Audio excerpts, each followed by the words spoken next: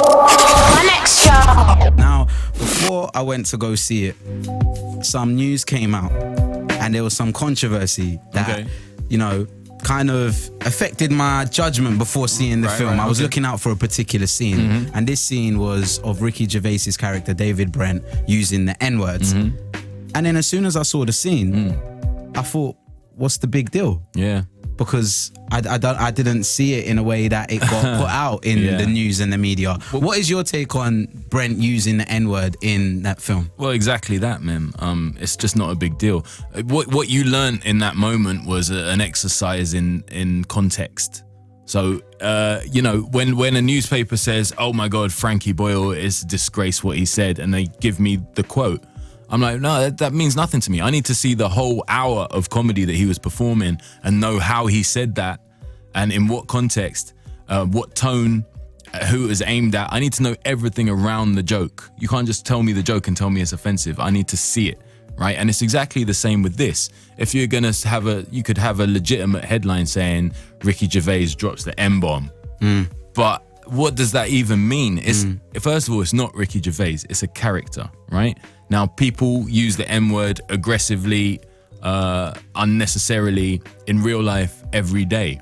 If you want to make a film about that and you've got actors playing those characters, they're going to need to use the N-word, right? Even if it's aggressively. And that's totally justifiable because you're telling a story. This is not even it's not even used aggressively.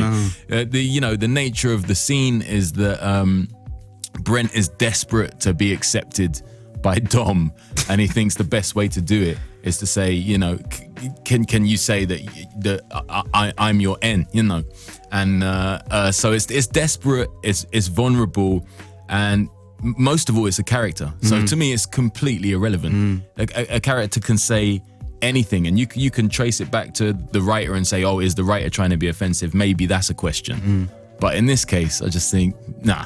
And Ricky, to be fair to him as well, he called me up when he had the idea for the scene.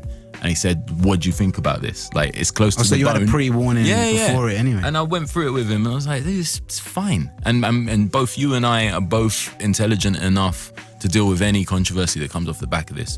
But the fact that there's any at all just goes to show you how dumb some people are, in my opinion. Yeah, I mean, it kind of made me feel sorry for Brent. Yeah, you know, well, that's the whole point. He just wanted a friend. It's tragic. He had a couple lemonades in the bar late night. He's walking back to his hotel room and he just wanted to be accepted by his close friends. If he was peppering the movie with the word, in every scene, you'd be like, why has he got...